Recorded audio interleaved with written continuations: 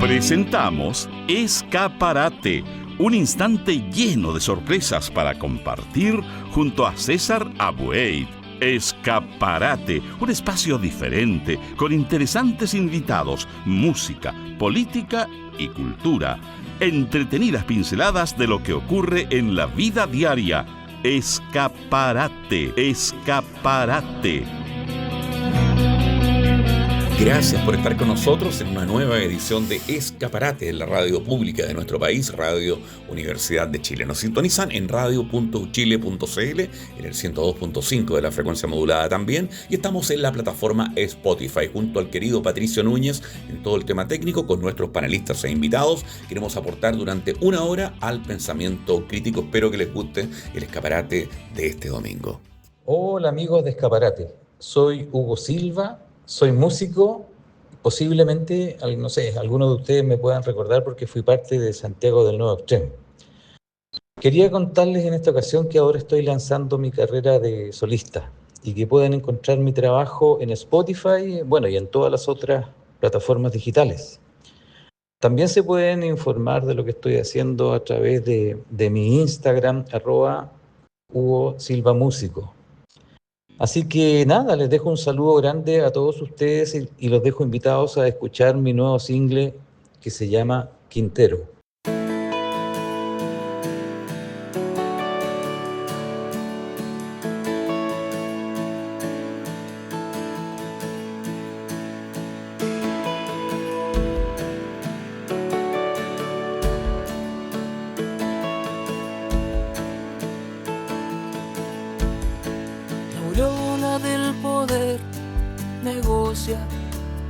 Mi destino,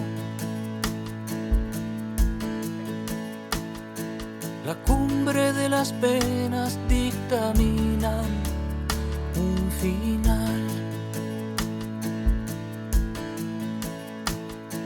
La flor y su sonrisa quedaron sin testigos.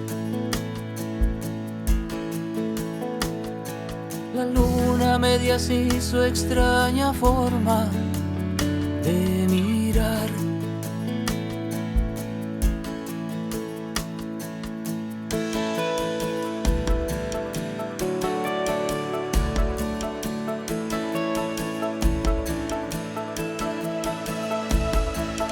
Aquella lluvia fina desintegra tu vestido.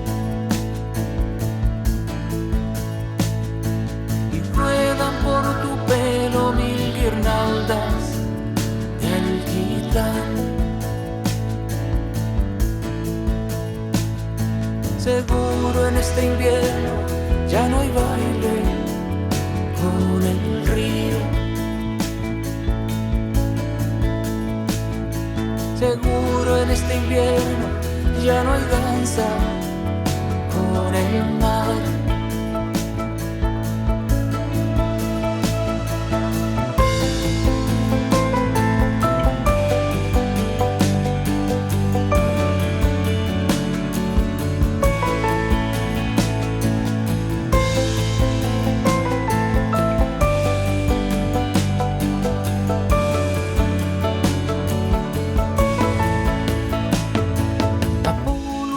Transita la espesura sin camino. Jinete sin cabeza galopando sin animal. Quintero extraviado de mis 15 desvaríos. Quintero, si el mercado del naufragio te hizo mal. ¿Recuerdas la caverna donde un beso hizo un nido? Donde un pirata soplaba los versos de un capitán. Recuerda esos barcos de papeles construidos, surcando los océanos quebrados por la sal.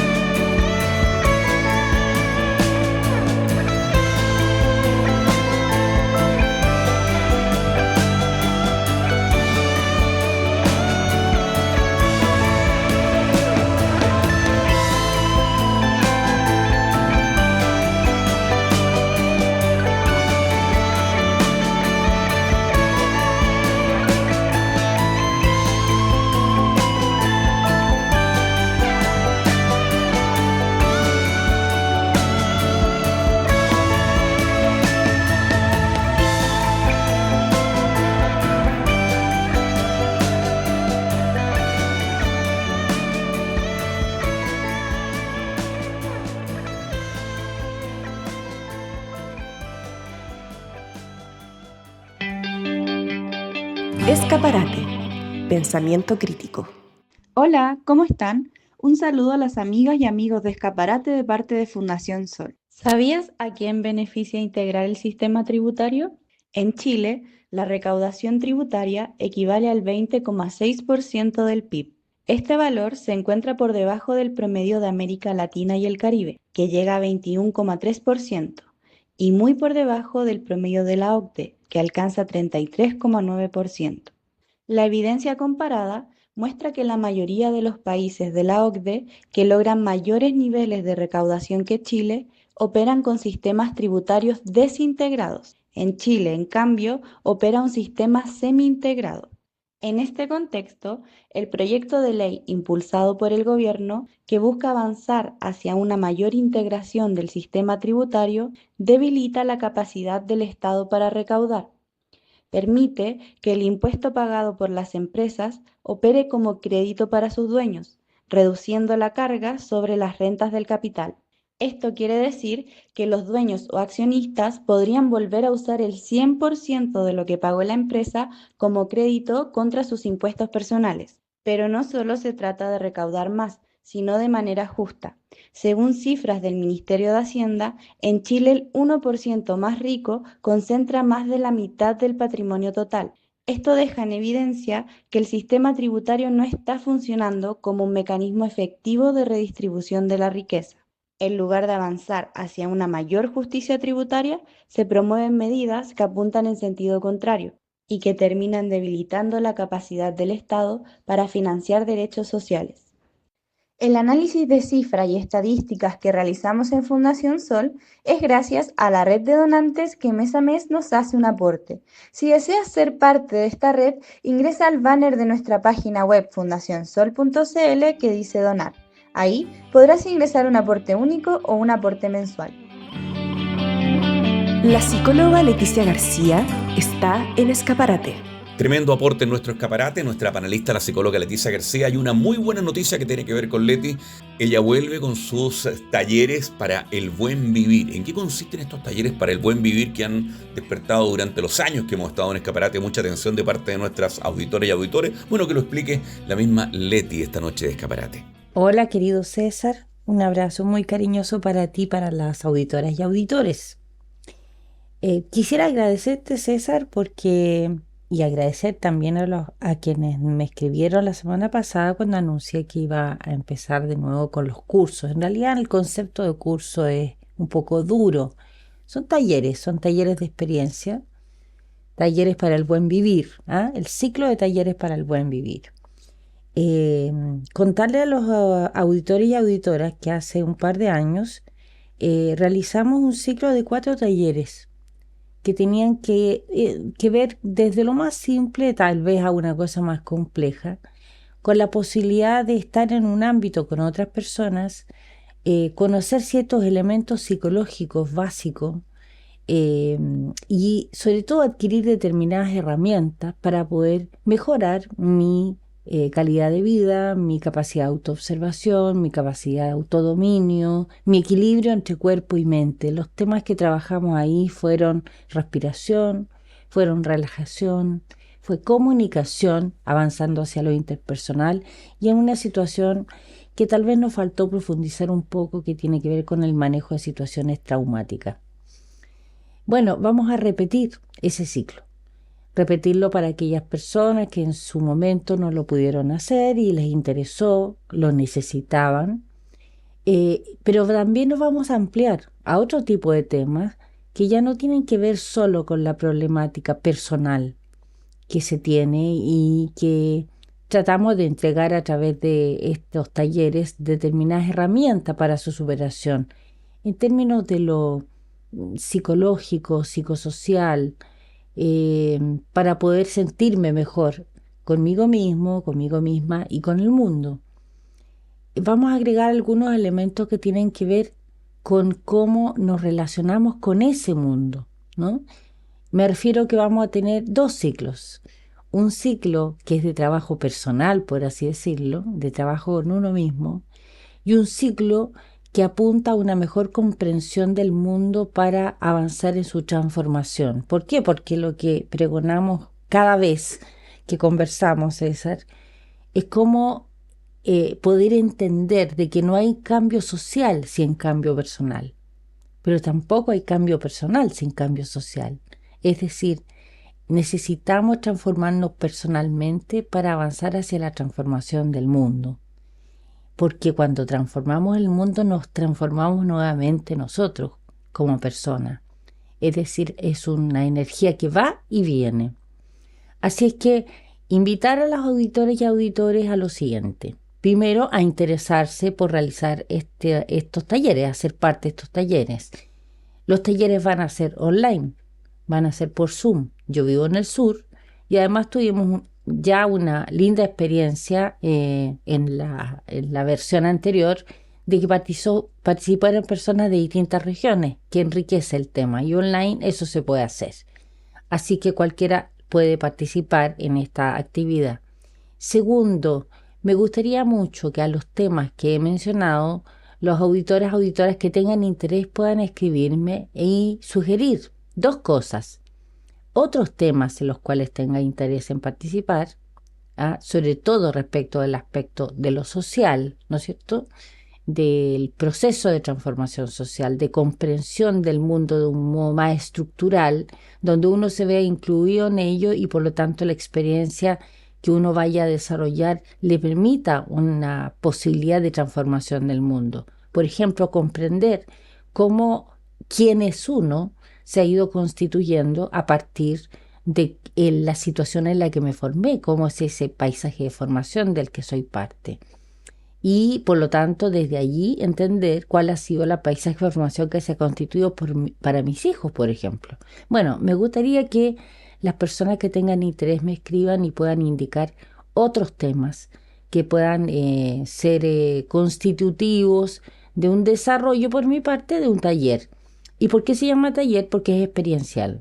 No es una charla, no es un curso unidireccional. Tiene prácticas, incluso tiene tareitas para que la gente pueda hacer esas prácticas en su casa y en la siguiente sesión la vamos profundizando. Así es que vamos a repetir el ciclo de talleres para el buen vivir con los 4 talleres que mencioné antes. Vamos a hacer otro ciclo en simultáneo sobre temáticas que tengan que ver más con las posibilidades de uno de generar transformación social. Va a ser online, de manera que nos permita interactuar con distintas personas. En la vez anterior, el ciclo que funcionó fue en horario vespertino de 7 a 9 de la noche. También me gustaría que los auditores y auditores señalaran lo que es la mejor horario para realizar. Y a quienes tengan interés, les enviaré el formulario de inscripción con los valores de esta actividad, que van a ser módicos como la vez pasada, que además porque nos interesa acercar a esto a muchísima gente, que lo pueda experimentar útil, que además va a ser flexible, es decir, que si alguien tiene la posibilidad de tomar el ciclo completo, tiene un valor que es menor de cada taller que el que si se inscribe a alguien solo a participar en una sesión. Todas esas cosas se las voy a mandar escritas a todas y a todos. Así es que les doy mi correo para que me escriban, es leticiagarciaf@gmail.com. Lo repito, leticiagarciaf@gmail.com. Le doy un agradecimiento muy sincero a César y a ustedes por permitirme presentarles esta opción, que también es mi trabajo, es mi forma de subsistencia. Y solamente para cerrar, algunas personas requieren apoyo particular, individual respecto a esto, no solo en grupo. Bueno, también estoy abierta a ese tema.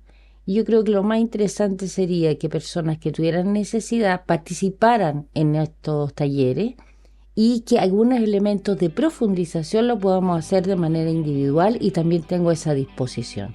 Así es que un abrazo grande a todas y todos y espero sus escritos, sus comentarios y sus sugerencias.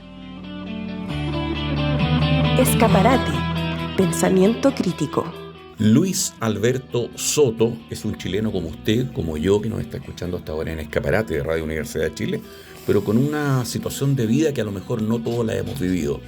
En 5 años le tocó superar 2 cánceres. Imagínense, en 5 años que te ataque 2 veces el cáncer y salir adelante. Y la historia de cómo se superaron estos 2 cánceres está escrita en un libro de Luis Alberto Soto que se llama En las cenizas. Y de esto conversamos en Escaparate con su autor, Luis Alberto Soto. Bueno, buenas noches, Escaparate.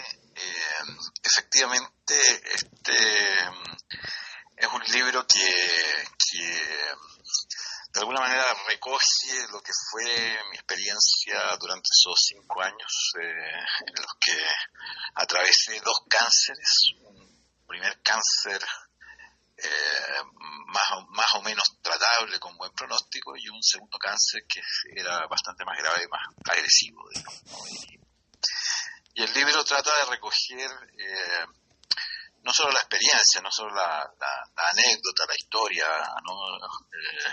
El cuento de cómo lo viví, lo que pasa en mi entorno familiar, sino también es una especie de reflexión también, ¿no? Que de alguna manera me permitió ordenar todo el caos emocional y mental que significa tener 2 diagnósticos en tan poco tiempo finalmente.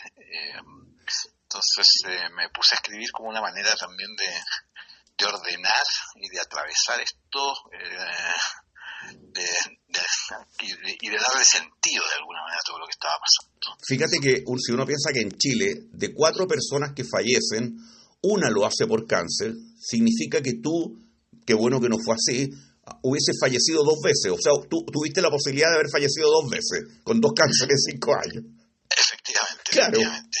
Sí. No, el caso del primero era un cáncer que tenía buen pronóstico, pero se terminó complicando porque yo me agarré una infección intrahospitalaria y terminé internado en la clínica 35 días y verdaderamente con riesgo de muerte. Entre medio se me produjo un trombo, entonces casi me muero de la infección, no del cáncer en el primer caso. El segundo era un cáncer bastante más agresivo, donde efectivamente la probabilidad de sobrevivencia era bastante baja. Y en base, bueno, está en el libro, pero ¿en base a qué crees tú que lograste salir, sobre todo, Luis Alberto Soto, de este libro que se llama En las cenizas? ¿En base a qué sientes tú, o cuáles fueron los factores fundamentales para, sobre todo, el segundo cáncer, poder salir airoso? Mira, lo que te voy a decir puede ser un poco contraintuitivo, porque está muy arraigado en la cultura popular esta historia de que uno tiene que luchar contra el cáncer, batallar contra el cáncer, de que la gente te dice, tú eres un guerrero, tú vas a salir adelante. No puedes caerte. No puedes caerte, no puedes flaquear, ¿no? Tienes que estar de buen ánimo, ¿no? Lo cual, en realidad, cuando tú estás enfermo, resulta un poquito absurdo, porque uno no está en condiciones de dar ninguna pelea, ninguna batalla, ¿no? Y además, ¿contra qué está dando una batalla, ¿no? O sea, contra su propio cuerpo, ¿no? Entonces, lo que te quiero decir es que yo en algún minuto, más bien lo que me pasó fue decir, efectivamente me puedo morir, y me puedo morir no como cualquier otro ser humano, sino que me puedo morir mañana. Hay una alta probabilidad de que me muera dentro de poco. Y empecé a hacer como un balance de mi vida, ¿no? Y en ese balance, yo tenía una vida magnífica, he tenido amores, hijos, logros profesionales. Un triunfador para el sistema neoliberal, podríamos decir. Claro, un triunfador para el sistema neoliberal. Y también, bueno, he cometido errores, me he equivocado. ¿Quién no, pues, Luis Alberto? ¿Ah? ¿Quién no? Claro, ¿no? Pero finalmente dije, el saldo es positivo, pues es favorable a la casa, ¿no? y entonces en algún minuto dije, bueno, si me tengo que morir, me voy a morir tranquilo, me muero contento, ¿no? Mira. No me quiero morir, pero si me muero, puedo morirme en paz, ¿no? Y ese rendirme a la muerte, ese decir ya, ok, que pase lo que tenga que pasar, ¿no? Que sea lo que Dios quiera, como se dice, hágase tu voluntad. Ese rendirme a la muerte hace que surja en mí una pulsión de vida muy potente, ¿no? O sea, redescubrir la vida en medio de la muerte y aparece como la vida misma que me toma en realidad. No es ni siquiera es una decisión mía, es como sentir la vida que se abre camino nomás a pesar de todo, y yo creo que tiene que ver con rendirse, no con luchar. Por decir, hasta aquí llegué. ¿Y cómo combatiste lo que es el entorno en este libro, que es como un diario de vida? Te lo voy a, porque tú vas con fecha anotando. Y además otra cosa que me llamó la atención, que ya te la voy a preguntar, parece que tú eres un muy buen lector, porque aquí hay muchas citas de distintos autores. Entonces, ¿en qué momento un consultor de empresa, abogado, en qué tiempo lee tanto?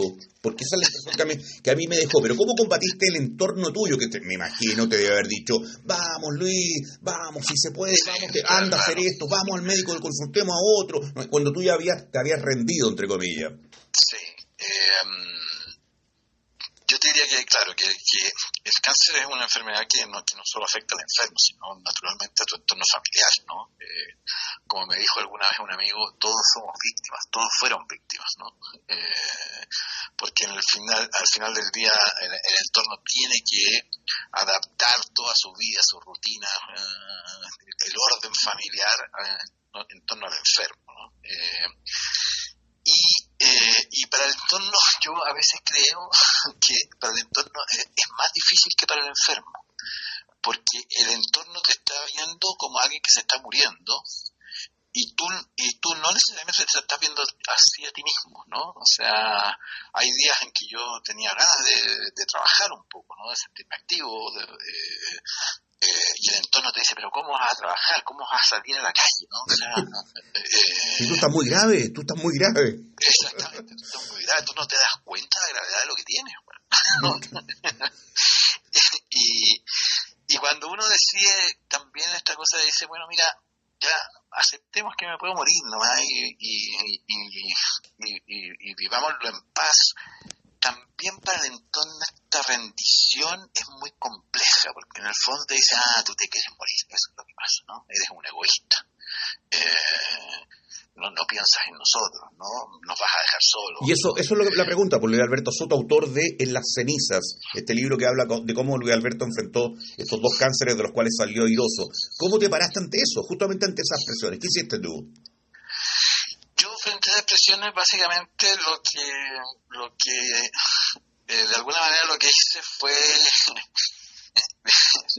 pasa al fuerte lo que digo, pero traicionar el entorno y seguir mi propia intuición. Perfecto. Pero ahora, sí, seguir tu propia intuición. Mi pregunta, tú, sí. Antes de estos 2 cánceres eras, como dijiste, el típico, comillas, tipo triunfador de esta sociedad, te va muy bien profesionalmente, buena familia, habías tenido buenos amores, todo ese tipo de cosas, ¿no es cierto? Sí. Un tipo de vida muy relacionado con lo que es el sistema, ¿o no? Contéstame esto porque te quiero hacer... Muy relacionado. Mi pregunta, habiendo superado estos 2 cánceres, ¿efectivamente ha cambiado tu forma de vida, de valorar otras cosas? Por supuesto, sí. O sea... sigo vinculado al sistema porque me tengo que ganar la vida igual. O sea, el crédito hipotecario hay que pagarlo igual, las cuentas hay que pagarlas igual. ¿no? Pero parece que tenías muy buenos clientes, parece, porque en el mismo libro tú dices que te esperaron, muchos de ellos por lo menos. Muchos de ellos me esperaron, efectivamente. Y te pagaron incluso sin que tú trabajaras. Me pagaron sin que yo trabajara, efectivamente. Así que ahí estoy muy agradecido a mucha gente. Pero sigo inserto en el sistema, pero a otro ritmo. O sea, hoy día trabajo bastante menos horas de las que trabajaba y también enfrento la vida con bastante más relajo, diría. ¿Eso significa en términos prácticos, Luis Alberto? Es más relajado, que además de trabajar menos, que en tu actuar con los demás, eso que ya tienes tiempo, si alguien te llama a tomarte un café y no decir, pucha, dejémoslo para después que estoy muy ocupado ahora, por ejemplo. No, claro, eso, yo ahora sí me puedo tomar un café, sí puedo almorzar, ¿no? Trato de trabajar no más de 5 o 6 horas diarias a todo reventar, digamos, ¿no? Y genero espacios de descanso, pero también me tomo las cosas menos a pecho, diría yo. O sea, antes yo me lo tomaba muy a pecho y le ponía mucho intensidad en lo que hacía, y ahora me las tomo un poco menos sin ser menos comprometido, pero con más sabiduría, diría yo. O sea,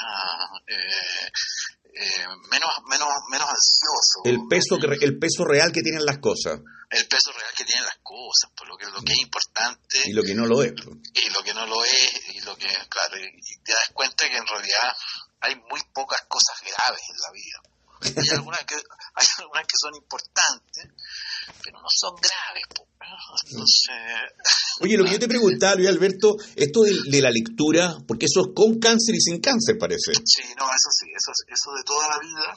Yo soy un lector voraz, ¿no?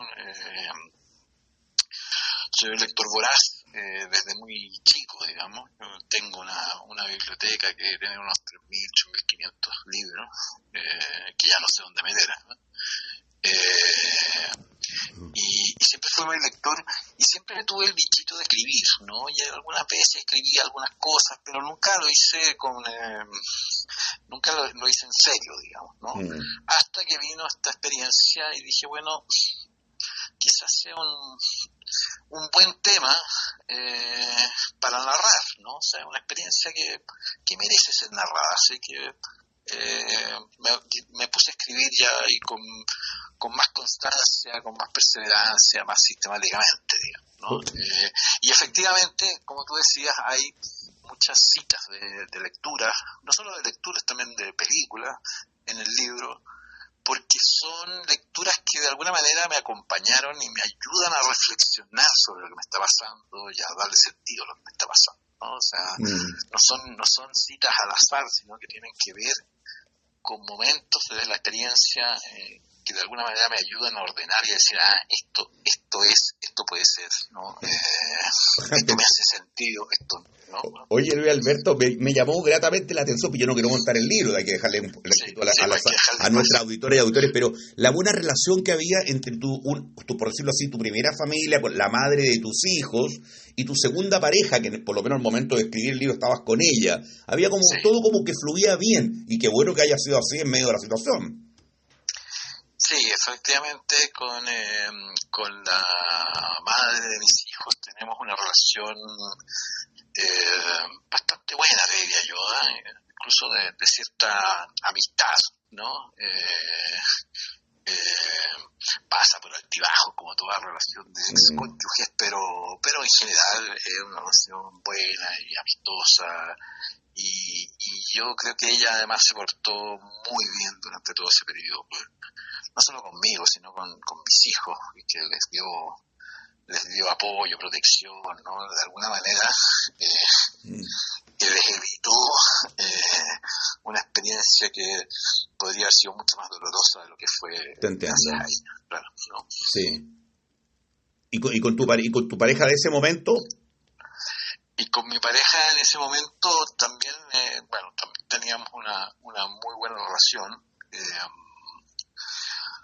Ahora, lo que pasa después con la vida es que nosotros, o sea, tener 2 cánceres en 5 años en medio de la pandemia, más algunos otros problemas de salud que tuvo ella, fueron 5 o 6 años muy duros para nuestra relación, y terminó muy desgastada al final. Qué fuerte, ¿no? Algunos años después nos terminamos separando, digamos, ¿no? Bueno, pero en la vida... Demasiadas cosas duras, muy seguidas, ¿no? Y muy complejas todas, ¿no? Oye, querido Luis Alberto, mira, tú en una parte del libro dices algo y yo creo que muchas auditoras, desgraciadamente, y auditores se van a sentir identificados, entre ellos yo. De repente tú decías, cuando te comunicaron, creo, el segundo cáncer, si no me equivoco, no sé si el primero o el segundo, como que el médico fue de un suácate, inmediatamente te dijo, usted tiene cáncer, sin ninguna, no es que tengan que adornar la enfermedad, pero con un poquito más de empatía, sabiendo que hay un ser humano ahí, y uno también entiende que atienden 40, 50 o 20 o 10 personas diarias, pero un poquito más, porque en realidad muchos hemos vivido la experiencia que tienes tú, de que te llegan y te dicen un diagnóstico muy fuerte y te lo dicen ahí, pero de sopetón, a los doctores, sobre todo a los médicos y médicas que nos están escuchando. Sobre todo fue en el primer cáncer que me estaban haciendo una ecografía, y el tecnólogo que me la hacía se demoraba, ¿no? Y no decía nada, y entonces me dice, perdón, vuelvo al tiro, ¿no? Y uno dice, bueno, esto es raro, ¿no? Y entonces entra una doctora que mira la ecografía y me dice, ¿ya te dijeron lo que tenías? No he dicho nada. Tienes cáncer, pero me dice, pero es un cáncer súper tratable, no te preocupes, no, pero cuidado, ahí estaría más o menos bien, ¿no? Con ese buen apellido que le dio. Sí, no, lo que pasa es que es un poco, es como esta cosa tan intempestiva, ¿no? O sea, eso. Me dijeron lo que tenía, no me dijeron nada, tienes cáncer. Ya, listo. Es como, perdón, espéreme. Oye, ¿cómo ha andado la recuperación, Luis Alberto? ¿Cuándo saliste del último cáncer? El último ciclo de quimioterapia fue hace 5 años. Imagínate. En febrero del 2021. Ya, ¿y cómo andas actualmente? Actualmente estoy impecable, bueno. Nunca en mi vida he estado más saludable que ahora. ¿Y el segundo cáncer de qué fue? Fue un cáncer gástrico. ¿Y qué te dicen los médicos? ¿En base a qué creen ellos que lo superaste? Yo, mira, no quiero spoilear lo que pasa en el libro. No, pero no lo hagas, po. Pero básicamente yo creo que los médicos están un poco sorprendidos a partir de las decisiones que tomé y de lo bien que estoy. O sea, cuando voy a los controles, mi oncólogo me mira, se ríe y me dice... Pensar que estuviste con tierra. Claro, ¿no? Bajo 10. Sí. ¿Qué porcentaje se salva de un cáncer gástrico como el tuyo? ¿Está avanzado y todo? Mira, el 20%. O sea... Cuando yo llegué a la clínica justo antes de que me operaran, al principio, el gastroenterólogo, el cirujano que me atendió, me dijo, mira, en el cáncer como este, de aquí a 5 años, de 5 pacientes, 4 están muertos, ¿no? O sea... Y lo que sí yo creo que me salvó es que el cáncer gástrico es un cáncer que es más propio de gente más vieja de lo que yo era en ese minuto. Entonces el tipo me dijo, mira, por tu juventud, tampoco era que fuera tan joven, pero tenía 53 años, digamos, ¿no? Y por tu juventud, me dijo, yo creo que tienes un buen pronóstico, digamos, ¿no? Porque este cáncer suele aparecer más bien en personas de más de 65, 70 años, ¿no? Oye, hablando de espolear, no vamos a espolear, pero a mí no me quedó claro, y leí enterito el libro, tú partes siendo un tipo, no sé si ateo o ateo agnóstico, una de dos, ¿ya? Sí, y no sé si pero no sé si terminas, me quedó la duda. Yo creo que algo de fe religiosa terminó en ti. Es lo que yo no, pero no digo nada, que la gente que lea este libro en las cenizas de Luis Alberto Soto saque sus propias conclusiones. Pero fundamentalmente te voy a pedir una última reflexión. Cada uno hace su vida, tal como le hiciste tú, Luis Alberto, como abogado, como asesor de empresas, como el tipo que se enfermó de 2 cánceres y lo superó, como lo enfrentaste, todo este tipo de cosas. Cada uno verá, pero a modo de no decirle a la gente lo que hay que hacer, pero quienes nos están escuchando hasta ahora, y desgraciadamente por los porcentajes debe haber mucha gente también con enfermedades graves, con cáncer o qué sé yo, ¿alguna reflexión al aire por lo menos?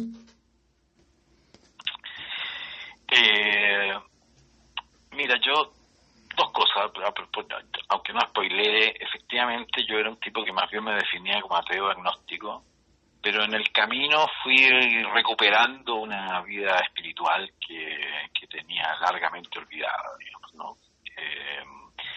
Y de alguna manera creo que cuando uno transita en experiencias como esta, que son cercanas a la muerte, volver a reconectar con el espíritu es una cosa que es muy valiosa, ¿no? Que te ayuda a transitar experiencias que no es necesario atravesarlas solo. Entonces sí pasó, en mi caso, una reconexión con la vida espiritual. No con una religión en particular, pero sí volver a rezar, ¿no? Volver a creer, ¿no? Uh-huh.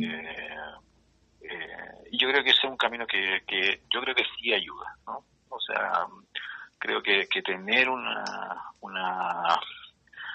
desarrollo de tu vida espiritual, por cierto que ayuda. Y lo otro es volver a reconectar con las cosas simples de la vida, ¿no? O sea, las cosas más placenteras de la vida, las cosas más nutritivas de la vida, son cosas pequeñas que además son gratis, ¿no? O sea, tomar cerveza con los amigos, ¿no? Ver una buena película, salir a caminar a la plaza. ¿Ah? Darle tiempo a los que quieres. ¿Estás emparejado? ¿Te emparejaste o sigues solo? No, yo después me emparejé, sí. ¿De nuevo? ¿Y con problemas va bien la cosa? No, va muy bien. Muy bien. Bueno, Luis Alberto, solamente agradecerte esta conversación en Escaparate de Radio Universidad de Chile, el abogado, asesor de empresas, Luis Alberto Soto, autor de este libro En las cenizas, ¿de qué editorial? De la editorial Weathers. Perfecto. ¿Está en toda la librería? Muy fácil de leer porque además te agarra. Por lo menos a mí lo que me pasó que no me dejó, me lo leí en un día. Me lo leí en menos de 2 días. Sí, eso. Yo creo que es de lectura, a pesar de que el tema es súper complejo y a veces duro, yo creo que sí es de lectura fácil y rápida, por lo que me reporta alguna gente que lo ha leído. Sí. Se ha conmovido, pero se ha entretenido, entonces creo que está... Me sumo a esa línea. Bueno el libro. Me sumo y te agradezco mucho estos minutos con nosotros y bueno, y un abrazo enorme para una especie de sobreviviente, Luis Alberto Soto, así que un gran abrazo para ti. Muchas gracias, igual para ti. Muchas gracias por la invitación. Joblar comenta cine en Escaparate. ¿Qué tal amigos? ¿Qué tal amigas? Aquí estoy para hablar de cine, como siempre, en pantalla grande. Y en este caso tenemos una película que es muy simpática, por lo menos yo la encontré así, protagonizada por Robert Pattinson, sí, el mismo que el famoso vampiro, ¿se acuerdan ustedes? En toda esta serie de comedia de terror, ¿no? Y después lo hemos visto incluso hasta de Batman. Es un buen actor, me gusta este muchacho, está bastante bien. Y Zendaya, que es esta chiquilla de origen africano, que exhibe ahí su cuerpo y hasta este momento ha tenido participaciones importantes en varias películas. Pero en este caso se ve muy bien y muy convincente, como una muchacha joven, así un poco que tiene un problema porque es sorda de un oído, está muy enamorada de Pattinson, resuelven casarse y en uno de estos juegos tontos de parejas cuentan aquello que siempre ocultaron y que nunca quisieron decir. Y esto provoca una trizadura fortísima entre los dos que se va complicando cada vez más en la medida que se acerca el día de la boda. Ahora, ahí está el suspenso, no hay que decir cuál es el famoso secreto, pero bueno, ustedes mismos se van a dar cuenta de qué se trata. Christopher Borgli es un director noruego y bueno, ha tenido otras películas, pero en este caso se maneja bastante bien. Es una comedia que yo me atrevo a decir que si hubiera sido hecha hace 50 años, tendrían que haber sido Jane Fonda y Robert Redford los que la protagonizaban. Está muy bien, no tiene sexo, digamos, es bastante regular como película en cuanto a público, ¿ya? No va a ofender a nadie, pero no deja de ser interesante para entender un poco cómo es el ser humano cuando se le ponen ciertas digamos, trabas o dudas respecto de lo que tenía planeado, sobre todo cuando se trata de casarse. Así que ya saben, los que quieran más información, sin contar naturalmente cuál es el secreto, me pueden leer en www.candilejas.cl. La película se llama El Drama, y con eso lo dicen todo. Será hasta la próxima. El análisis de Álvaro Ramis en Escaparate. Álvaro Ramis, nuestro analista político a esta hora de Escaparate. Bueno, mientras se sigue discutiendo el tema de la reforma tributaria, la ley de reconstrucción, lo que ya ha dado un paso concreto, se ha aprobado, es la famosa ley de escuelas protegidas, querido Álvaro. Bienvenido a Escaparate. Efectivamente, como tú dices, la ley de escuelas protegidas nace porque la violencia escolar en el mundo entero ha aumentado. El paradigma de toda esa violencia es siempre Estados Unidos, con las masacres que están ligadas a la tenencia liberada de armamento, que llega, digamos, a traducirse en las masacres que hemos visto constantemente en Estados Unidos en las últimas décadas. Nosotros no estamos en ese mismo contexto en Chile, pero es evidente que hay también uso de arma blanca, hay escuelas donde hay violencia entre estudiantes, violencia hacia profesores y funcionarios escolares. ¿Es la propuesta esta de la escuela protegida que el gobierno de José Kast está promoviendo adecuada? A mí no me parece, porque transfiere labores policiales a personal civil, que no tiene forma, digamos, de generar ese tipo de prácticas. No están calificados, no tienen competencia, no tienen tampoco formación ni criterio para generar ese tipo de prácticas. Creo que estamos errando en el tiro debido a que policializa la escuela como si fuera un campo de batalla. Ahora la ley, pero ¿qué significa, Álvaro Ramis, nuestro analista político? ¿Qué significa la ley de escuelas protegidas en lo práctico? Hay cosas que son, lo práctico es un gran control del acceso, en muchos casos con los profesores o funcionarios actuando como vigilantes, digamos, guardias de la escuela en el acceso, abriendo mochilas, generando también controles que no son propios de un educador, sino más bien de un guardia privado, que ante la ausencia de guardias privados se les da esas facultades o se les entrega esas tareas a personal educativo. Entonces, convierte a la escuela en un marco de un terreno de la desconfianza, policializa las relaciones al interior de la escuela y crea un clima, digamos, de excesiva policialización, digamos, de todas las relaciones, en vez de adecuarse a la situación de cada escuela, que es totalmente distinta. No podemos tratar a todas las escuelas al mismo nivel. Hay situaciones de escuelas grandes, pequeñas, medianas, escuelas rurales, escuelas de periferia, escuelas que están en el centro, escuelas que tienen muchos alumnos, escuelas que tienen muy pocos alumnos. Es decir, hay una diversidad de realidades escolares que esta ley no atiende. ¿Y qué pasa con alumnas o alumnos, por lo que tú entiendes, por lo menos en esta ley de escuelas protegidas, que quieren organizar alguna manifestación pacífica? Porque alguien podría interpretarlo como que están violentando a la comunidad escolar. Claro, por ejemplo. ¿Y qué ocurre ahí? Se tendría que actuar con la excusa, digamos, de la violencia que puede existir, digamos, de un escolar hacia sus funcionarios o docentes.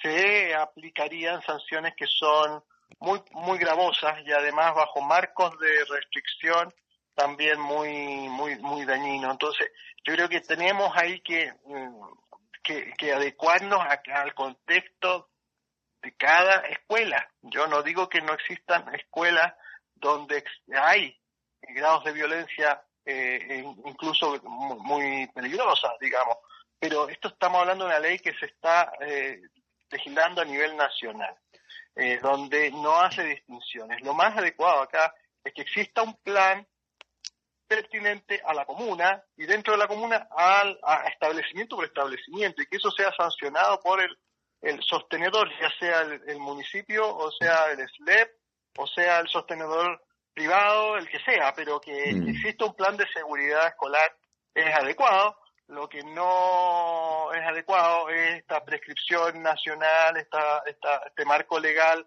que evidentemente crea una relación entre estudiante y docente excesivamente policializado. Tú dices que cada establecimiento educacional tiene que ver su realidad y sobre esa realidad actuar, pero yo me pregunto, por ejemplo, respecto a esta ley de escuelas protegidas, nuestro analista Álvaro Ramis, a ver, se van a revisar las mochilas, pero las mochilas, alguien va a decir, pero no se van a revisar ni en el Santiago College ni en el Colegio La Maisonette, porque en esos lugares no ocurre nada. Sí se van a hacer en los colegios donde tienen antecedentes, y eso no puede marcar discriminación. Por supuesto. En primer lugar, es una medida discriminatoria. En segundo lugar, son escuelas que ya tienen problemas para poder fidelizar a sus estudiantes para que no deserten, para que los estudiantes tengan una relación de confianza con sus profesores, que no sea una relación punitiva ni basada en el control. Y en tercer lugar, que criminaliza a los que no son objetos de sospecha, porque acá más bien lo que hay que ver es cómo, conociendo la realidad escolar, solamente la puede conocer el equipo docente de un establecimiento particular, vaya desarrollando medidas adecuadas a su realidad. No es lo mismo una escuela que está en un determinado contexto social que otro, con determinados niveles de violencia en la calle que otro. Acá tenemos que identificar también formas de acción adecuadas al tiempo. No es lo mismo en un periodo del año que en otro, en un contexto de movilización social que en un contexto de conflictividad más bien de otro tipo que esté en el barrio donde está citada la escuela. No, pero por eso te decía yo, el director de un colegio del barrio alto de Santiago va a decir, acá no vamos a revisar mochila porque acá esto no ocurre, ha pasado esporádicamente. Porque los papás mismos le van a impedir hacerlo. Ya, pues, entonces por eso te digo. Está clarísimo. Aunque él quiera, le van a decir, mire, usted no empieza a revisar las mochilas de mi hijo y se empieza a meter en lo que él lleva. Acá está entrando en un problema privado de nuestra... Pero tú decías, pues, Álvaro, que cada uno tiene que verlo... Pero tú decías que cada uno tiene que verlo de acuerdo a su realidad educacional. Entonces habrá otros colegios que van a decir, sí, acá vamos a hacerlo porque una vez al mes pasan hechos que son bastante violentos entre los alumnos. Claro. Y eso no marca, entonces, por eso decía... en algún contexto, pero por ejemplo, de una manera aleatoria, de una muestra, por decirlo así, que esté, seleccionada, esa muestra que sea representativa, que tenga también visos de no discriminación, etcétera, una serie de elementos que uno podría introducir para plantearse el tema de la seguridad escolar. Lo que no es adecuado es, a partir de esta ley, buscar otros objetivos, que es lo que parece que guía al gobierno del señor José Kast, que es introducir formas de represión al contexto escolar, que es fundamentalmente de represión política. Por lo tanto, ahí hay elementos que hay que diseccionar para que el proyecto de ley busque efectivamente garantizar la mejor convivencia posible entre las personas, pero no agravar los fenómenos de violencia escolar que hoy día existen. Bueno, mientras se aprobó esta ley de escuela protegida, estamos dialogando con nuestro analista político Álvaro Ramis. ¿Qué primeras impresiones tienes de esta reforma tributaria, la famosa ley de reconstrucción? ¿Es lo mismo la ley de reforma, la reforma tributaria que la ley de reconstrucción? Como que de repente se genera una confusión ahí, Álvaro. Bueno, es que lo que se llama el proyecto de la reconstrucción, que no hay nada que... Es una falsa justificación lo de la reconstrucción, porque aquí no había ni terremoto ni inundación. Es una manera de plantearse una serie de medidas y de proyectos de ley que tienen todos una cierta lógica, que es el recorte tributario para las grandes fortunas de este país y la incorporación de mayores impuestos para los más pobres. O si no son mayores impuestos, son recortes en los servicios públicos para los más pobres, desfinanciando principalmente los servicios municipales. Ahora, cuando los más ricos, porque algunos dicen, porque entiendo que esa es la lógica de la ley, cuando los más ricos tienen plata, hacen nuevos negocios y eso trae trabajo. ¿Tú no crees mucho en eso? El famoso chorreo, entiendo. Así es, y por lo tanto el chorreo en teoría debería llegar a poder generar crecimiento, empleo, etcétera.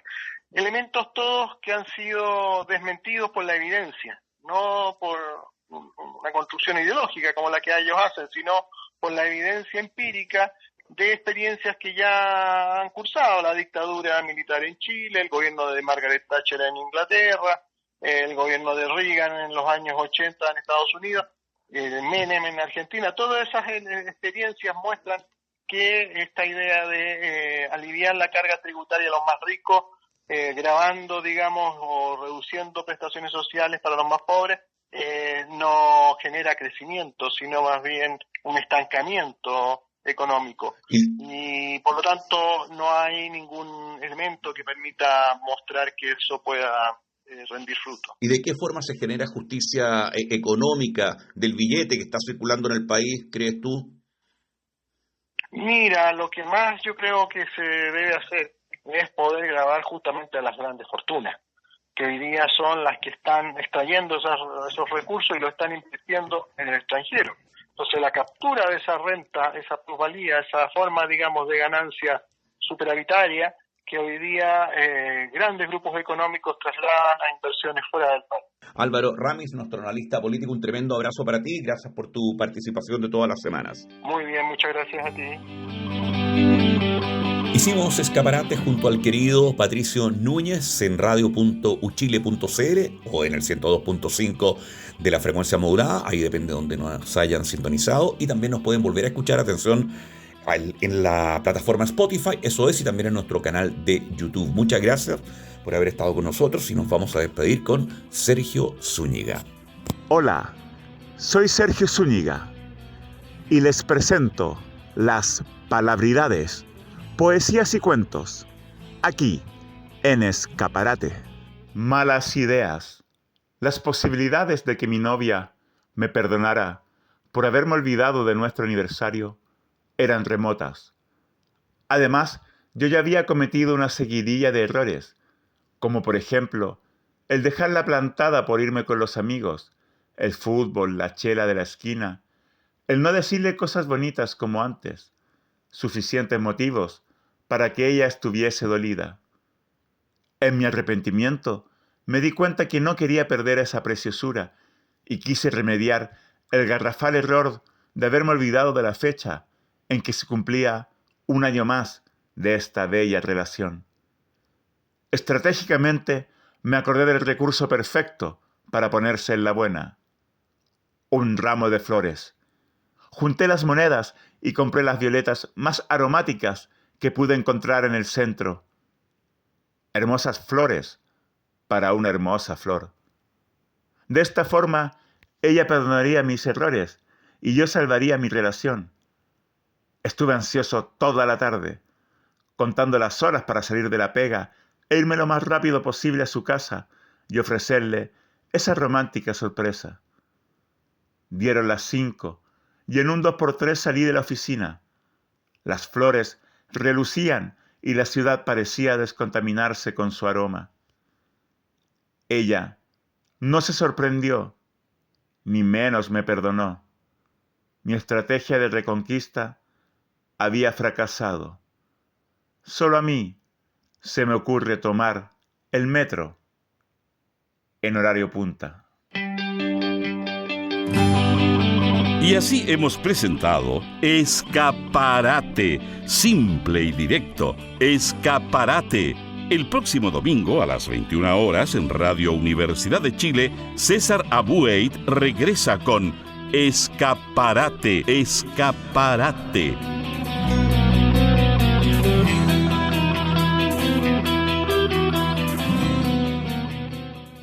Las opiniones vertidas en este programa son de exclusiva responsabilidad de quienes las emiten y no representan necesariamente las orientaciones editoriales de Radio Universidad de Chile.